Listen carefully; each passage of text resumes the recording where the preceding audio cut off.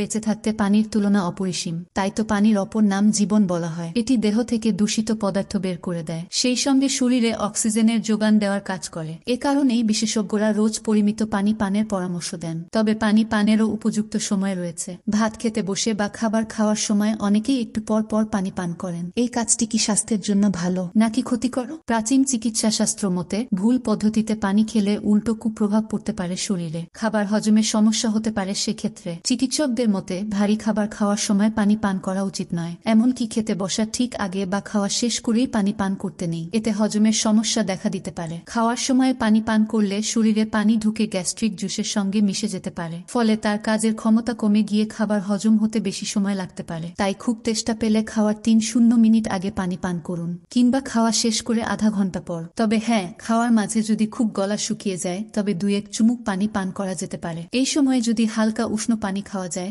তবে ভালো, হজমে সাহায্য করে উষ্ণ পানি। এটি শরীরও বেশি আর্দ্র রাখে। অন্য সময়েও যে একবারে ধক ধক করে অনেক পানি পান করবেন তা কিন্তু করা যাবে না, এতে শরীরের ক্ষতি হতে পারে। পানি পান করতে হবে ধীরে ধীরে, এক ঢোক নিয়ে সাবধানে খেতে হবে। পানিতে অল্প সৈন্ধব লবণ মিশিয়ে নিন। এই লবণে প্রচুর পরিমাণে ইলেকট্রোলাইট ও খনিজ পদার্থ থাকে, যা শরীরের জন্য খুব উপকারী। সঠিক নিয়ম মেনে সঠিক সময়ে পানি পান করুন, এতে সুস্থ থাকবেন। বন্ধুরা, আমার চ্যানেলকে সাবস্ক্রাইব করুন এবং আমার চ্যানেলের সাথেই থাকুন। ভালো থাকবেন, সুস্থ থাকবেন, সুন্দর থাকবেন। সবাইকে ধন্যবাদ।